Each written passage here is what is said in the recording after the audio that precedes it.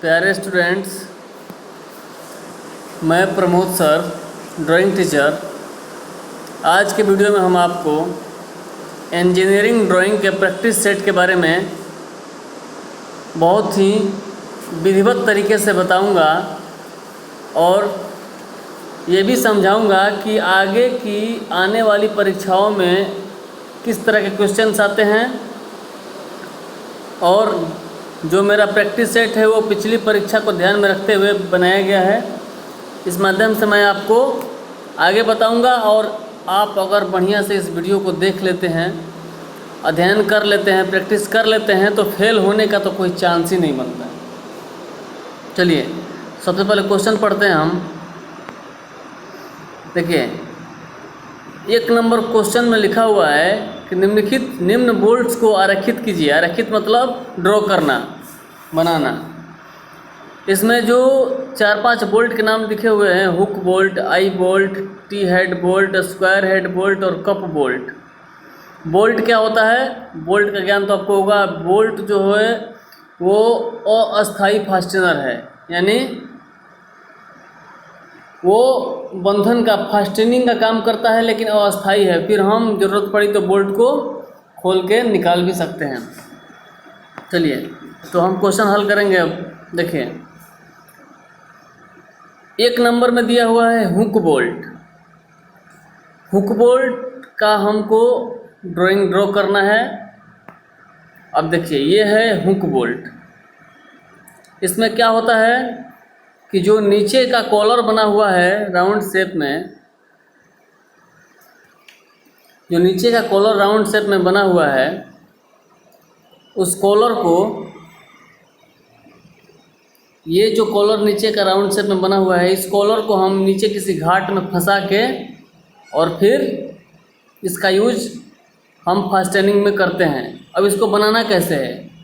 देखिए सबसे पहले तो अगर फ्री हैंड ड्राइंग होगा तो फ्री हैंड ड्राइंग में आपको ज़्यादा से ज़्यादा इंस्ट्रूमेंट का यूज़ तो नहीं ही करना होता है, लेकिन हम स्केल वगैरह का यूज कर सकते हैं सीधी लाइनें खींचने के लिए। देखिए ये 30 डिग्री के एंगल पे, ये जो लाइन है ये 30 डिग्री के एंगल पे खींच के और फिर यहाँ से हम प्रकाल का सहारा लेके या फिर हाथ से भी रेडियस बना के फ्री हैंड इसको ड्रॉ कर सकते हैं। चलिए नेक्स्ट आता है आई बोल्ट। नेक्स्ट में दूसरा नंबर पर क्या है? आई बोल्ट। इसका आई बोल्ट नाम इसलिए पड़ा स्टूडेंट्स कि इसकी जो आकृति है वो पीछे से आँख की तरह होती है और ऊपर में एक पेग निकला होता है। पेग मतलब होता है खूंटी। हम आपको दिखाना चाहेंगे कि ये वाला जो भाग है वो एकदम आँख की आकृति का है और इसको ही हम लोग बोलते हैं पेग। इसी को क्या बोलते हैं? पेग यानी खूंटी। तो हम लोग क्या करते हैं कि आई वाले भाग में एक रड को फंसा के पेग वाले भाग में नट को फंसाते हैं और इससे भी बहुत ही बढ़िया फास्टनिंग का काम करता है। अब देखिए नंबर 3 में है head bolt, T head bolt. जो उसका हेड है वो टी के आकार का होगा। तो टी हेड बोल्ट के बारे में हम आपको अभी समझाते हैं। देखिए इसका जो हेड है किस आकार में है? टी के आकार में।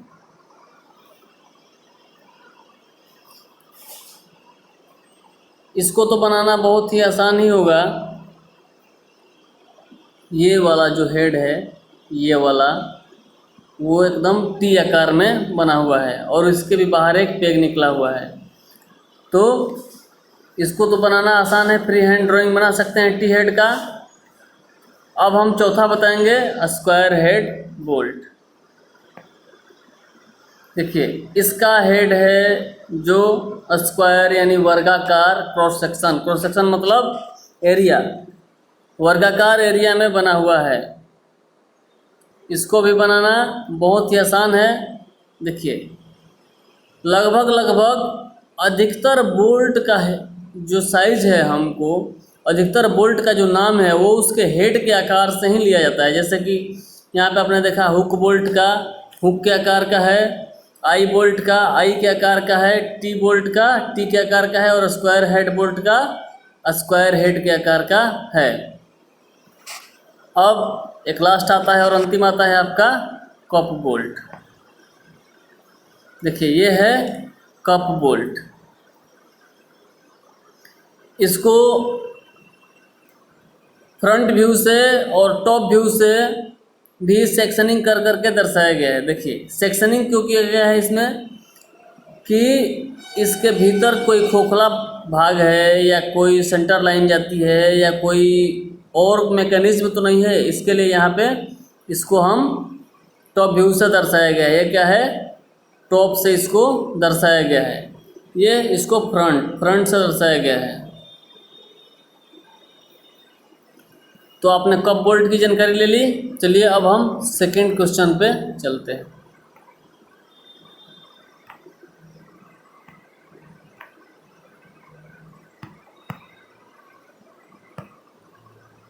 देखिए क्वेश्चन नंबर 2 में रेडियल ड्रिल मशीन अथवा नट एवं वॉशर संयोजित षष्ठभुजाकार बोल्ट का मुक्त हस्त चित्रण कीजिए।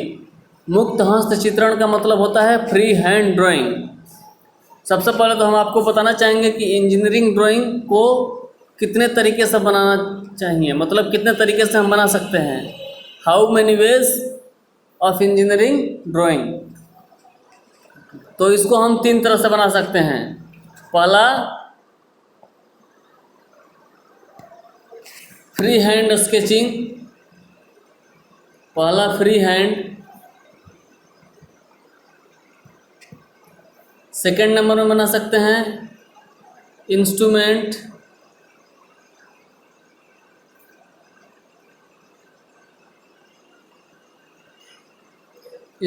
स्केचिंग, और थर्ड होता है कंप्यूटर स्केचिंग।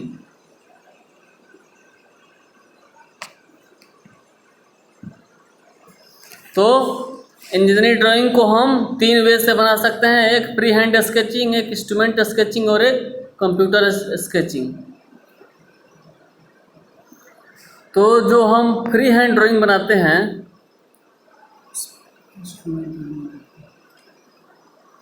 जब हम फ्री हैंड ड्राइंग बनाते हैं उसमें हम क्या करते हैं, इंस्ट्रूमेंट का यूज बिल्कुल नहीं करते, अपने हाथ से अपने विवेक से हम ड्राइंग को ड्रॉ करते हैं।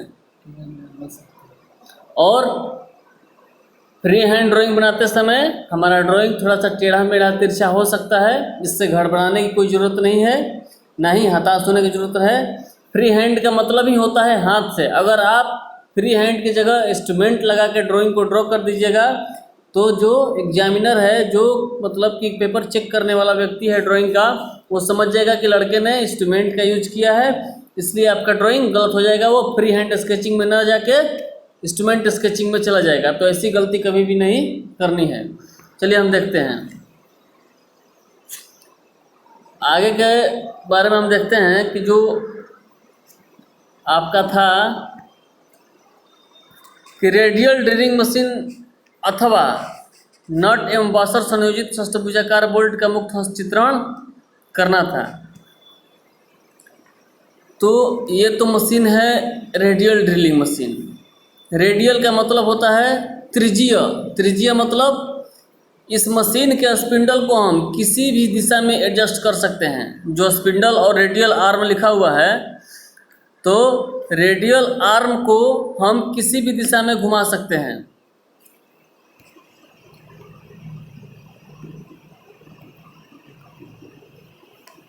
ये जो रेडियल आर्म है, इसको हम किसी भी दिशा में, मतलब राउंड एकदम चारों तरफ से यूनिवर्सल होता है। और स्पिंडल को हम ऊपर ऐसे इस दिशा में भी, इस मोशन में भी इसको घुमा के ड्रिल किया जा सकता है, या फिर इस मौसम में भी इसको घुमा के ड्रिल किया जा सकता है। मतलब चारों एंगल से 360 डिग्री के एंगल में कहीं भी इसको ड्रिलिंग में यूज किया जा सकता है। और एक और मुख्य बात, रेडियल ड्रिल मशीन का कैपेसिटी भी बहुत ज़्यादा होता है। ये 100 mm तक का ड्रिल कर सकता है। 100 mm तक के ड्रिल को करने में ये बहुत ही सक्षम होता है। और इसका यूज हम लोग जैसे बड़ी बड़ी मोटर गाड़ियों के जो हेड्स वगैरह होते हैं, या फिर इंजन में जितने भी छेद किए जाते हैं उन सब चीज़ों में होता है, क्योंकि एक बेल्ट पे मशीन का पार्ट्स आएगा और स्पिंडल घूम घूम के, क्योंकि उतने बड़े पार्ट्स को तो हम टेबल पे उठा के रख नहीं सकते हैं या फिर अलाइनमेंट में लगा नहीं सकते हैं, तो एक बेल्ट के माध्यम से, बेल्ट ड्राइव के माध्यम से, ऐसे यहाँ पे बेल्ट ड्राइव के माध्यम से मान लीजिए कि यहीं पे आया, ऐसे इस वे पे आता है और मशीन का स्पिंडल इस डायरेक्शन में घूम के इसको ड्रिल कर देता है। तो रेडियल ड्रिल मशीन के बारे में आपको पता चल गया। अब इसको बनाने का तरीका समझिए। देखिए, ये जो इसका बेस है, जहाँ आधार लिखा हुआ है, वो 30 डिग्री के एंगल पे हम फ्री हैंड बनाना होगा, तो स्केल का यूज करके लगभग 30 डिग्री के एंगल पे इसको ड्रॉ कर लेंगे। उसके बाद ये ड्रॉ करने के बाद, उसके बाद जो बेस के ऊपर थोड़ा सा गत्ता जैसा बना हुआ है, ये वाला पोर्शन, इसको ड्रॉ करेंगे। इसको ड्रॉ करने के बाद अब हम इसका पिलर बनाएंगे, इसका स्तंभ बनाएंगे, और स्तंभ में जितने भी फीचर्स हैं, जैसे कि ये इन सब फीचर्स को ड्रॉ करेंगे। इन सब को ड्रॉ करने के बाद हम रेडियल आर्म बनाएंगे। आर्म क्या बनाना है? पहले आधा बनाना है, फिर रेडियल आर्म बनाने के लिए 30 डिग्री के एंगल पे भी रहेगा। उसके बाद लास्ट में हम, सबसे लास्ट में हम इसको ड्रॉ करेंगे, स्पिंडल को सबसे लास्ट में ड्रॉ करेंगे। चलिए, तो आपने ये देख लिया। इसी क्वेश्चन में था कि रेडियल ड्रिल मशीन अथवा मतलब या तो रेडियल ड्रिल मशीन बनाइए या तो वाशर संयोजित षष्ठभुजाकार बोल्ट का फ्री हैंड चित्रण कीजिए। यानी वाशर के साथ एकदम संयोजित, मतलब जिसको हम लोग बोलते हैं असेंबलिंग, वाशर के साथ असेंबल षष्ठभुजाकार मतलब 6 खाने का बोल्ट का हमको फ्री हैंड ड्राइंग बनाना है। देखिए, ये जो है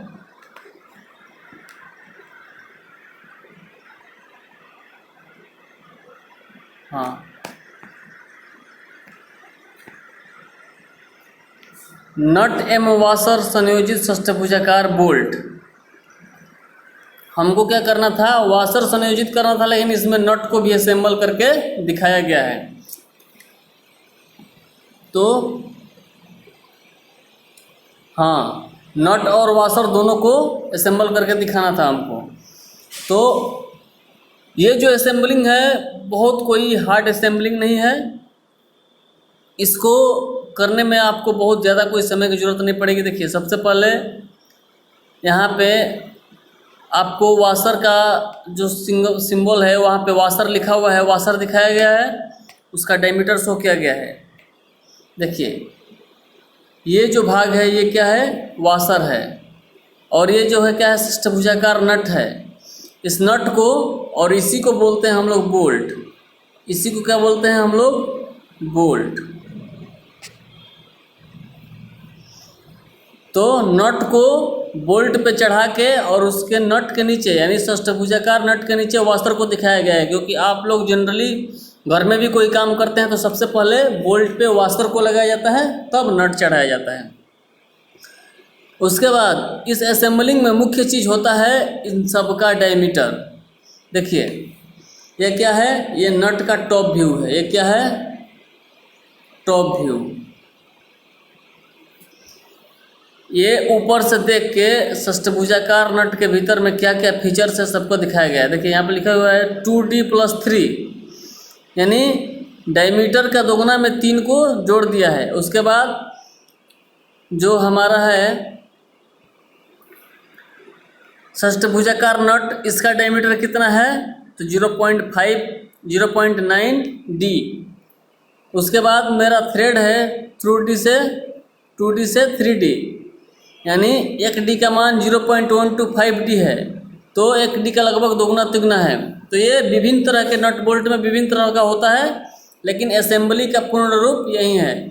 अगर हम सिर्फ इतना ड्रॉ करके और हम सिर्फ वाशर, षष्ठभुजाकार नट और ये सब भी लिख देते हैं और हमको डायमीटर ना भी पता है, तो मेरा लगभग ड्राइंग ड्रॉ हो जाएगा।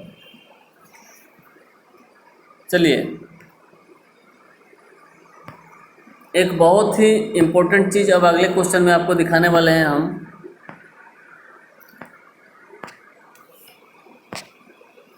जिसके बारे में हम आपको बताएंगे। देखिए ये क्या है, जो चित्र में लिखा गया है कि चित्र में दिए गए सममितीय दृश्य यानी ऑर्थोग्राफिक प्रोजेक्शन के तृतीय कोण प्रक्षेप यानी थर्ड एंगल प्रोजेक्शन में प्लान यानी फ्रंट, पार्श्व यानी साइड और सम्मुख यानी प्लान टॉप को बोलते हैं, पार्श्व साइड को बोलते हैं और सम्मुख यानी फ्रंट व्यू को बोलते हैं। यानी फ्रंट, साइड और टॉप बनाने के लिए दिया गया है। और ये जो है ये सममितीय यानी ऑर्थोग्राफिक प्रोजेक्शन है। ऑर्थोग्राफिक के अंतर्गत ही आता है आइसोमेट्रिक प्रोजेक्शन। तो हम इसको आइसोमेट्रिक व्यू भी बोल सकते हैं, क्योंकि इसके एक ही फिगर में लंबाई, चौड़ाई और ऊंचाई तीनों को दर्शाया गया है। तो अब हम इसका आपको व्यू बनाएंगे। सबसे पहले तो हमको ये जानना है कि फ्रंट किसको मानते हैं। बहुत से बच्चों का क्वेश्चन होता है कि सर अगर फ्रंट नहीं लिखा हो, एक तीर का निशान भी नहीं दिया हो, तो हम कैसे मानेंगे कि फ्रंट कौन सा है। तो प्यारे स्टूडेंट्स, हम आपको बताना चाहेंगे कि फ्रंट मानने का 2-3 पैरामीटर होता है। एक तो ये सम्मुख दृश्य, फ्रंट लिखा रहेगा, ये जो लिखा हुआ है ये, एक तो ये लिखा रहेगा, नहीं तो दूसरा ये तीर का निशान दिया रहेगा, एरो का निशान दिया रहेगा। और अगर ये दोनों में से कुछ भी नहीं होता है तो हम जॉब के सबसे लंबे डायमेंशन को फ्रंट मान लेंगे। अगर इन दोनों में से कुछ भी नहीं दिया रहेगा तो हम जॉब के सबसे लंबे डायमेंशन को फ्रंट मानेंगे।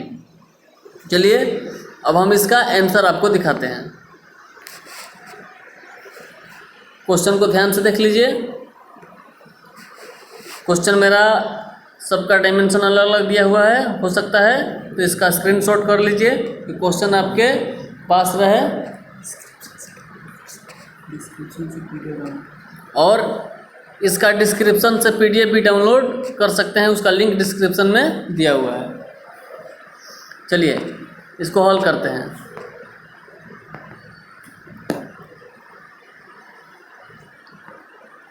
देखिए ये थर्ड एंगल प्रोजेक्शन में इसको बनाया गया है। थर्ड एंगल प्रोजेक्शन में इस ड्राइंग को बनाया गया है। देखिए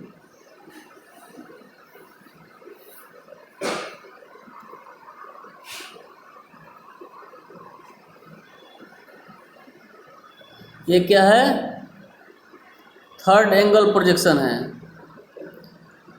थर्ड एंगल प्रोजेक्शन में इसको बना के दिखाया गया है। चलिए हम आपको बताते हैं। यहाँ पे बहुत सारी लाइनों का यूज किया गया है इस प्रोजेक्शन में। देखिए फ्रंट से ये जो सामने से दिखता है,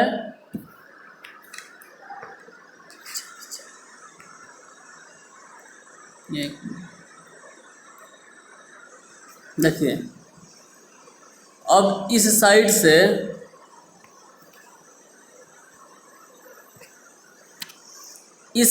से मेरा कैसा दिखता है इसको हम समझाएंगे।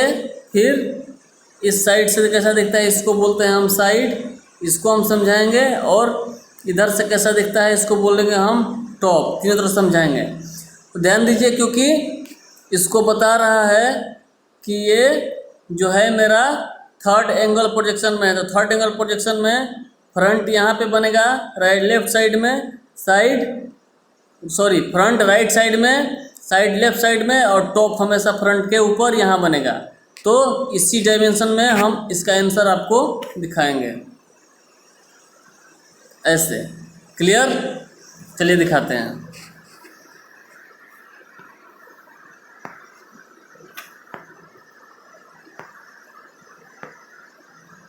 देखिए इसको दिखाते हैं हम।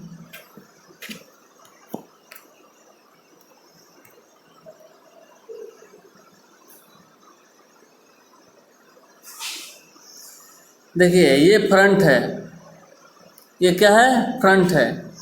फ्रंट में आपको ये जो बाहर की तरफ दिख रही है, ये वाली लाइन जो बाहर की तरफ दिख रही है इसको बोलते हैं आउटलाइन।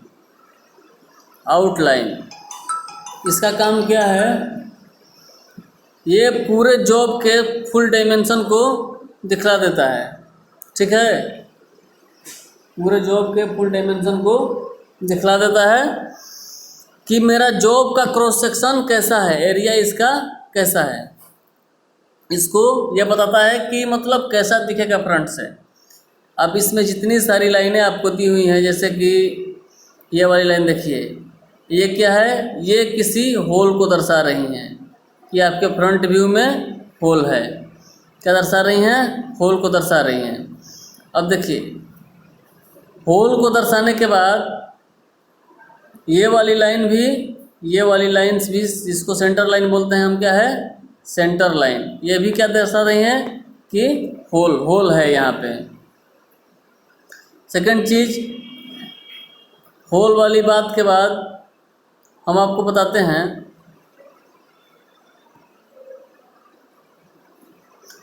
फ्रंट व्यू में आपका जितना भी फीचर्स है सबको हमने समझाया। अब डायमेंशनिंग करने के बारे में हम आपको बता देते हैं। देखिए, डायमेंशनिंग करते हैं तो ये जो लाइन है इसको बोलते हैं हम डायमेंशन लाइन। क्या, डायमेंशन लाइन। ये डायमेंशन लाइन है, इसको आउटलाइन से 8 मिलीमीटर की दूरी पर रखा जाता है और इसको बोलते हैं हम एक्सटेंशन लाइन। इसको क्या हम लोग बोलते हैं, एक्सटेंशन लाइन। ये वाली जो लाइन है इसको बोलेंगे, इसको बोलेंगे हम एक्सटेंशन लाइन। तो इसकी जो दूरी है वो आउटलाइन से 1 से 2 mm होती है और एकदम सीधाई में खींची जाती है। इसको हम लोग बोलते हैं सेंटर लाइन, जो कि होल वगैरह या किसी जॉब का सेंटर निकालने के लिए यूज किया जाता है। तो डायमेंशन के बारे में, लाइन को कहाँ कैसे लिखते हैं आपको समझ में आ गया। और देखिए एक चीज़, इसका जो साइड है इसको बोलते हैं हम लोग साइड। साइड व्यू में भी होल है, जहाँ पे होल को दर्शाया गया है। उसके बाद होल को दर्शाने के लिए सेंटर लाइन भी दी हुई है। क्लियर। अब देखिए, आपका आ गया प्लान व्यू, जिसको बोलते हैं टॉप व्यू। प्लान व्यू में ये वाली जो लाइन है, ये वाली जिसको हम इंडिकेट कर रहे हैं अभी, इसको हम लोग बोलते हैं डॉट लाइन। इसका यूज हम लोग कहाँ करते हैं, किसी जॉब के छिपे हुए भाग को दर्शाने में इस लाइन का यूज किया जाता है। डॉट लाइन का मतलब कि कोई भी, जहाँ अगर हम टॉप से किसी वस्तु को देख रहे हैं तो उसके नीचे में कुछ ऐसा है जो कि उतने डायमीटर में यानी उतने डायमेंशन में छिपा हुआ है। तो जहाँ भी हिडन लाइन आती है उसके, तो वहाँ समझ जाना चाहिए डॉट लाइन को हिडन लाइन बोला जाता है कि यहाँ पे कुछ छिपा हुआ है। और देखिए, ये जो है, ये टॉप में आपका कितना होल है उसको दर्शा रहा है। देखिए, ये सब होल है, सब ये होल है। टॉप व्यू में ऐसा होल है उसको दर्शा रहा है। और होल को दर्शाने के लिए एक और इसमें जो ये लाइन दिया हुआ है वो सेंटर लाइन दिखाया गया है कि नहीं, ये ड्रिल किया हुआ होल ही है। और देखिए, यहाँ पे लिखा हुआ है फाई 20। फाई का मतलब होता है, इसका मतलब होता है डायमीटर, यानी इसका एक होल का डायमीटर कितना है, 12.4 mm और इनकी संख्या कितनी है, 4। तो चलिए, हम आपको इसके इन सब के बारे में आपको समझा लिए। अब नेक्स्ट वीडियो में हम आपको फिर प्रैक्टिस सेट का अध्ययन करवाएंगे या फिर प्रैक्टिस सेट को हल करवाएंगे। वैसे ही, तब तक के लिए नमस्कार।